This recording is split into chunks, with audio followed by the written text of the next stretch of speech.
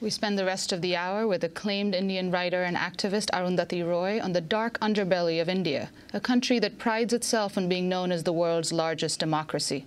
Earlier this month, when Forbes published its annual list of the world's billionaires, the Indian press reported with some delight that 2 of their countrymen had made it to the coveted list of the 10 richest individuals in the world. Meanwhile, thousands of Indian paramilitary troops and police are fighting a war against some of its poorest inhabitants living deep in the country's so-called tribal belt.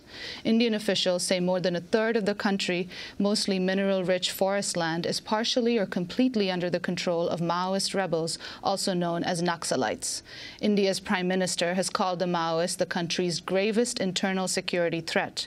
According to official figures, nearly 6,000 people have died in the past 7 years of fighting, more than half of them civilians. The government's new paramilitary offensive against the Maoists has been dubbed Operation Green Hunt.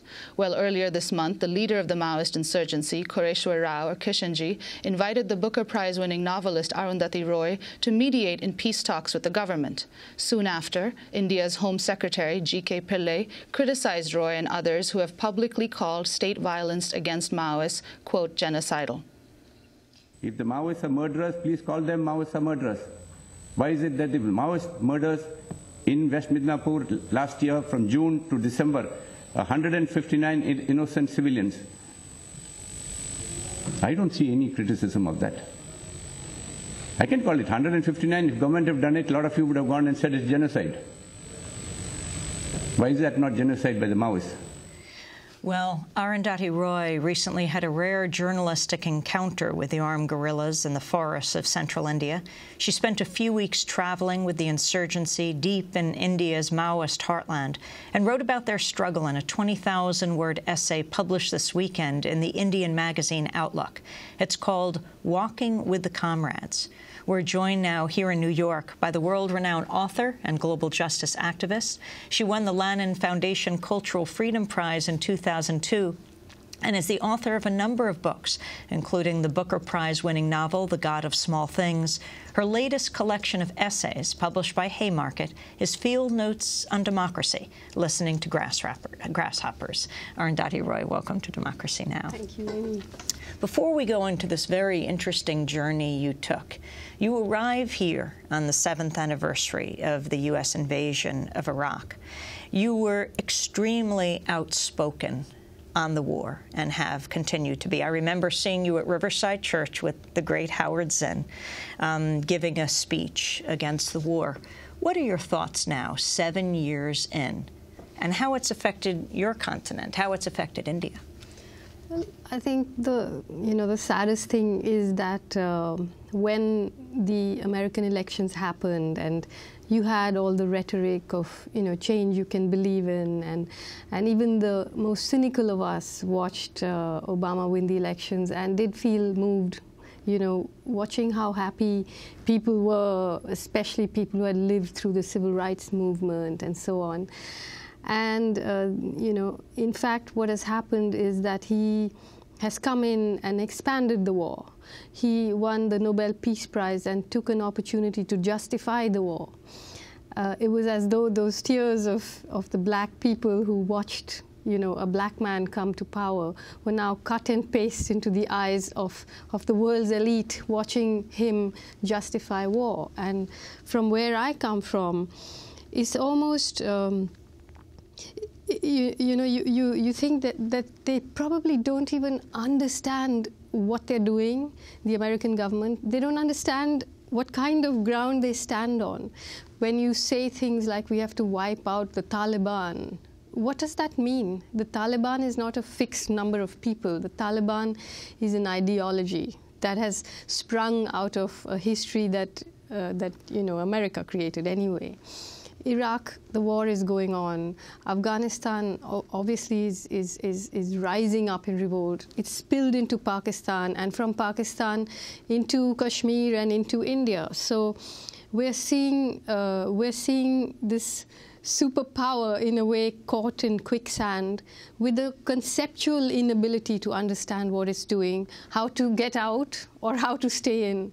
It's going to take this country down with it, for sure, and I think it's It's a real pity that, in a way, at least George Bush was so almost obscene in his stupidity about it, whereas here it's smoke and mirrors, and people find it more difficult to decipher what's going on. But in fact, the war has expanded. And Arundhati, how would you explain India's role in the expanding U.S. war in Afghanistan and Pakistan? This is a climate of very good relations between India and the United States. Well, India's role is one of, at the moment, trying to position itself, as it keeps saying, as the natural ally of Israel and the U.S. And India is trying very hard to maneuver itself into a position of influence in Afghanistan. And personally, I believe that the American government would be very happy to see Indian troops in Afghanistan. It cannot be done openly because it would just explode, you know. So there are all kinds of ways in which they are trying to create a sphere of influence there. So the Indian government is deep into the great game, you know, there. And of course, the result is, you know, attacks in Kashmir, in Mumbai, not directly related to Afghanistan, but of course it's a whole history of this kind of maneuvering that's going on. For an American audience, and perhaps for an audience just outside of the region, if you could really talk to us about an area you've been focusing a great deal on, of course, and that is Kashmir. Most people here know it as a sweater. That's what they think of when they hear Kashmir. So starting there, if you can tell us what is going on there, even place it for us geographically. Okay. Well, Kashmir, as they say in India, you know, it's the unfinished business in the partition of India and Pakistan. So as usual, it was a gift of British colonialism, you know. They threw it at us as they walked, I mean, as they withdrew. So Kashmir used to be an independent kingdom with a Muslim majority ruled by a Hindu king. And at the time of partition in 1947, as there was, you know, as you know, almost 1 million people lost their lives because this line that was drawn between India and Pakistan passed through villages and passed through communities, and as Hindus fled from Pakistan and Muslims fled from India, there was massacre on both sides. And at that time, oddly enough, Kashmir was peaceful.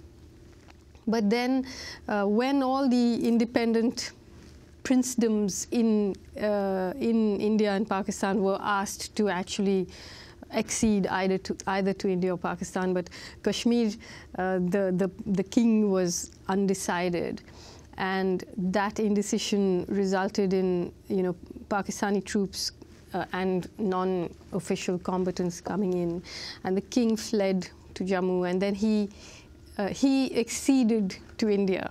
But you know, there was already a movement for democracy within Kashmir at that time. Anyway, that's the history.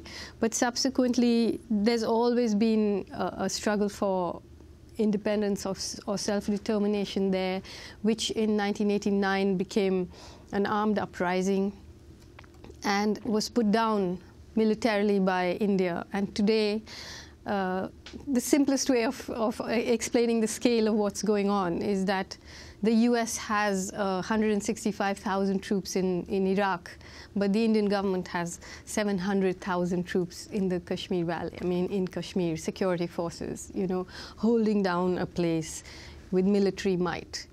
And so it's a military occupation. We're going to break and then come back to your travels in Kashmir. Arundhati Roy, award-winning Indian writer, renowned global justice activist. Her new book is a book of essays. It's called Field Notes on Democracy, Listening to Grasshoppers. She's here in the United States for just a little while. Stay with us.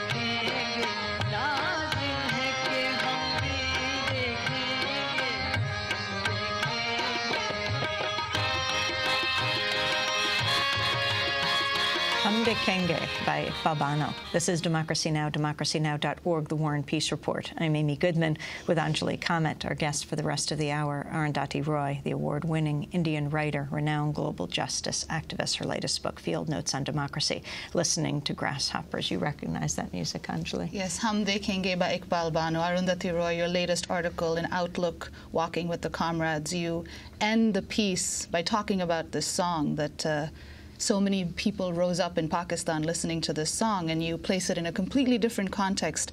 Start by talking about what's happening in the forests of India. What is this war that India is waging against some of the poorest people, people known as tribals, indigenous people, Adivasis? Who are the Maoists? What's happening there? And how did you get there? Well, it's been going on for a while, but basically, there is a connection. If you look at Afghanistan, Waziristan, the northeast states of India, and this whole mineral belt that goes from West Bengal through Jharkhand, through Odisha to Chhattisgarh, what's called the Red Corridor in India. It's interesting that the entire thing is a tribal uprising. In Afghanistan, obviously, it's taken the form of radical Islamist uprising, and here it's a radical left uprising. But the attack is the same. It's a corporate attack, on these people. The resistance has taken different forms, but in India, this thing known as the Red Corridor. If you look at a map of India, the tribal people, the forests, the minerals, and the Maoists are all stacked on top of each other. So, and in the last 5 years, the governments of these various states have signed MOUs with mining corporations worth billions of dollars. Memoranda of understanding. Memorandums of understanding. So as we say, it's equally an MOUist corridor as it is a Maoist corridor, and it was interesting that a lot of these MOUs were signed in 2005, and at that time, it was just after this Congress government had come to power, and the Prime Minister Manmohan Singh announced that the Maoists are India's gravest internal security threat. And it was very odd that he should have said that then, because the Maoists had actually just been decimated in the state of Andhra Pradesh.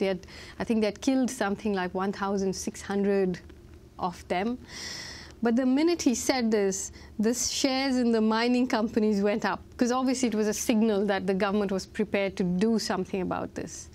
And then started this assault on them, which ended up as Operation Green Hunt, which is where now tens of thousands of paramilitary troops are moving into these tribal areas. But before Operation Green Hunt, they tried another thing, which was that they armed a sort of tribal militia and backed by police in a state like Chhattisgarh, where I was traveling recently. They just went into the forest. This militia burned village after village after village, like something like 640 villages were more or less emptied.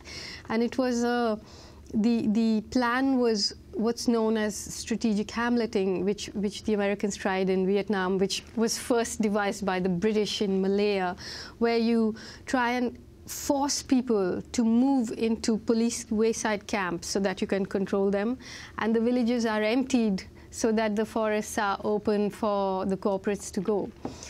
And what happened actually was that in this area in Chhattisgarh, out of, say, 350,000 people, about 50,000 people moved into the camps. Some were forced, some went voluntarily.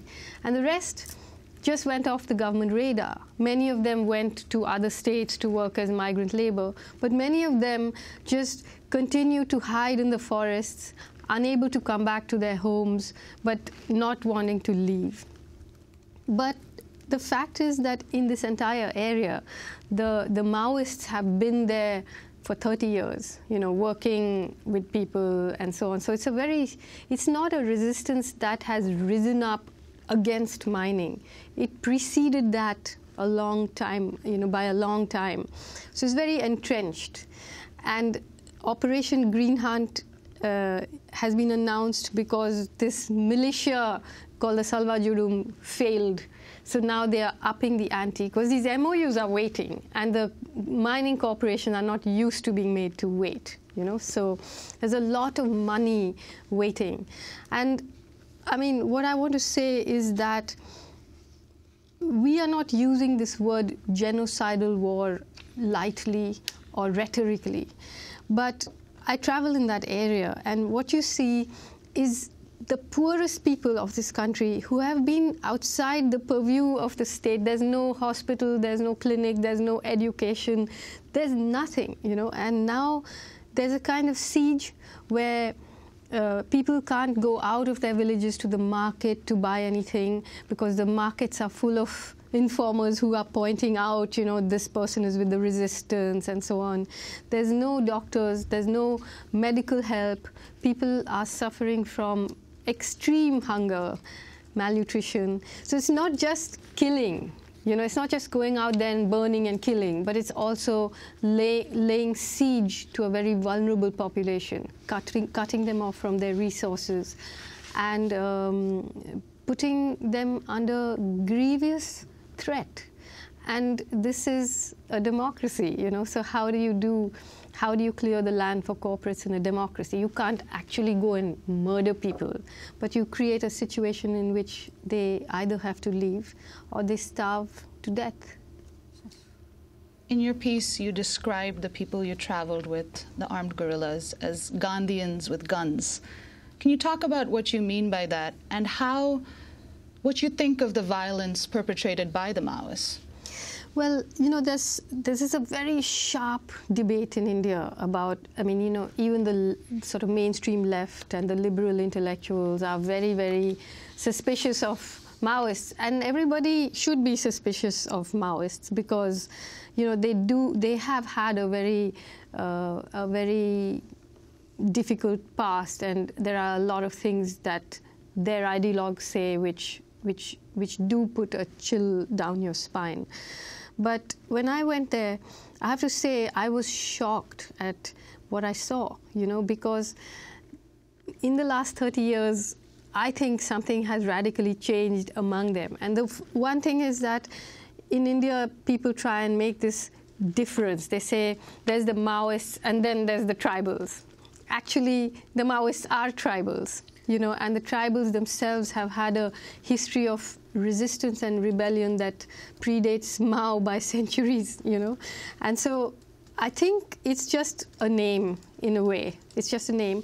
And yet, without that organization, the tribal people could not have put up this resistance. So it is complicated. But when I went in, I lived with them for, and I walked with them for a long time. And it's an army that is more Gandhian than any Gandhian, that leaves a lighter footprint than any climate change evangelist. And as I said, even their sabotage techniques are Gandhian. They waste nothing. They live on nothing.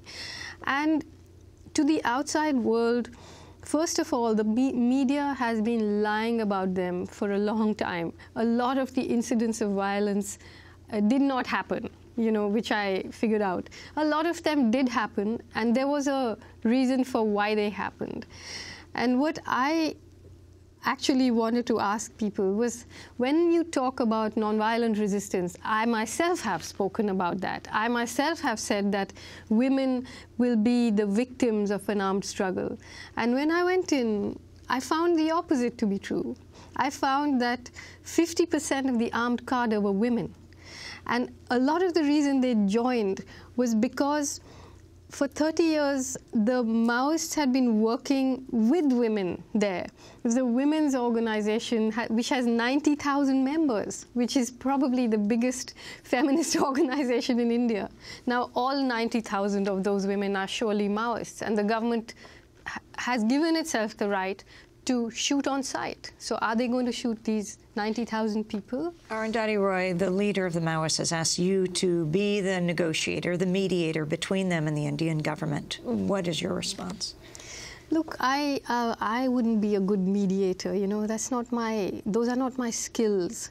I think that somebody should do it, but I don't think that it should be me, because I have no idea how to mediate, you know, and I don't think that we should be jumping into things that we don't know much about, you know. And I certainly, I did say that, you know, I mean, I don't know why they mentioned my name, but I think there are people in India who have those skills and who could do it, because it's very, very urgent that this Operation Green Hunt be called off. Very, very urgent, you know. But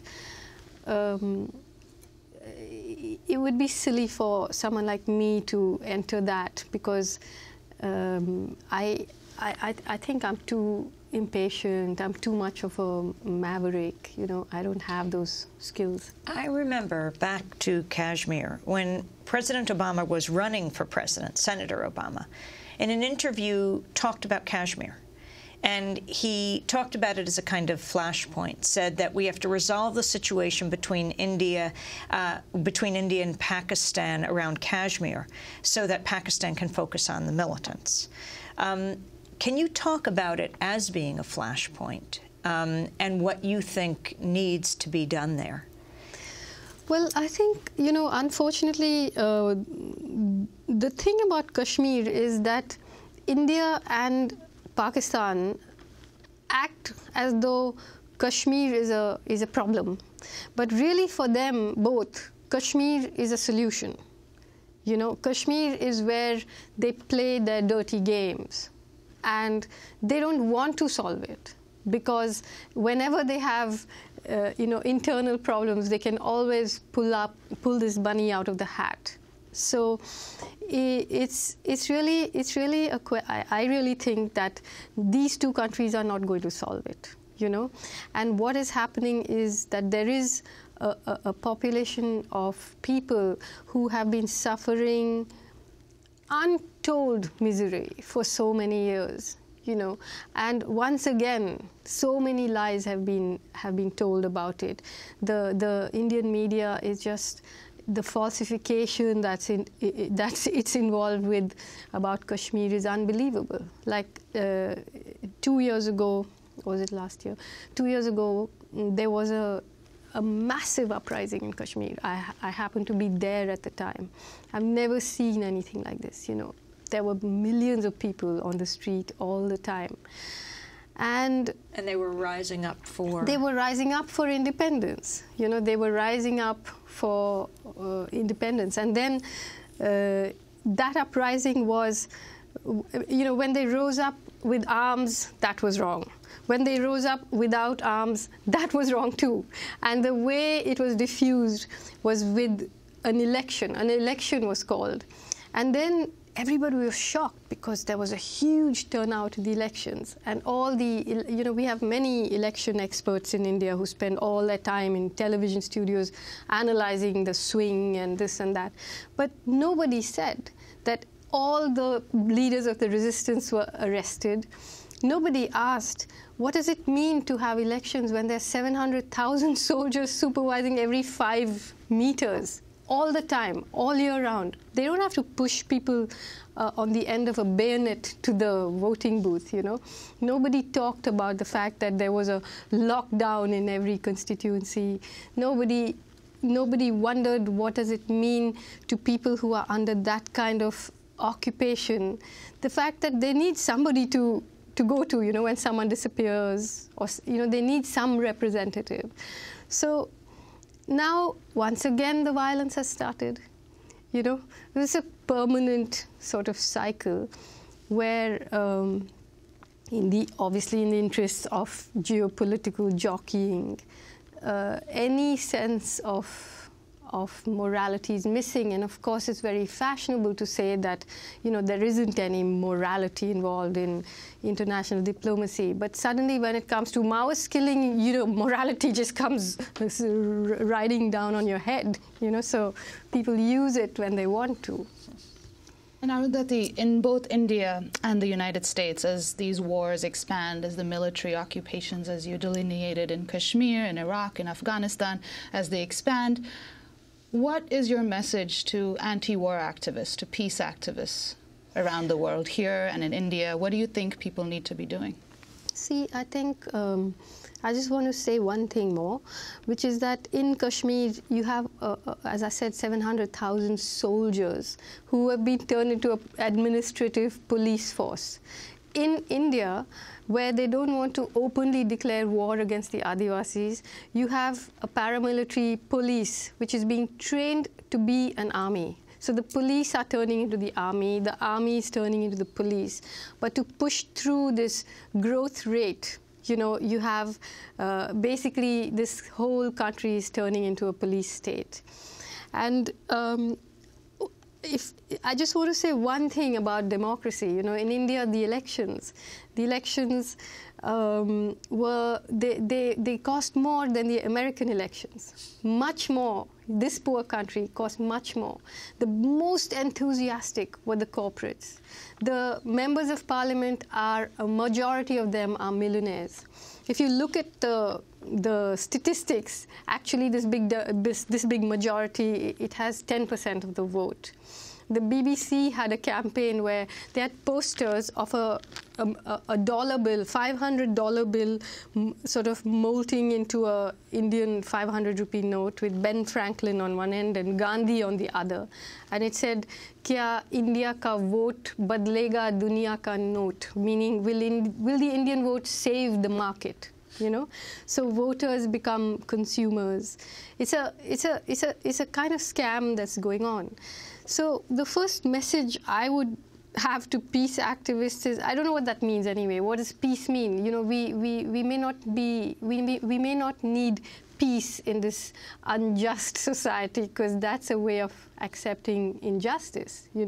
So what you need is people who are prepared to resist, but not just on a weekend, not just saying, okay, we'll march on Saturday and maybe they'll stop the war in Iraq. But in countries like India, now people are really paying with their lives, with their freedom, with everything. I mean, it's resistance with consequences now. It cannot be something that has no consequences. It may not have, but you've got to understand that in order to change something, you've got to take some risks now. You've got to come out and lay those dreams on the line now, because things have come to a very, very bad place there. Arundhati Roy, we want to thank you very much for being with us. Her latest book is called Field Notes on Democracy, Listening to Grasshoppers. I look forward to being with you and Noam Chomsky in Cambridge in a week. I'm Amy Goodman with Anjali Kamat. Thanks so much for joining us.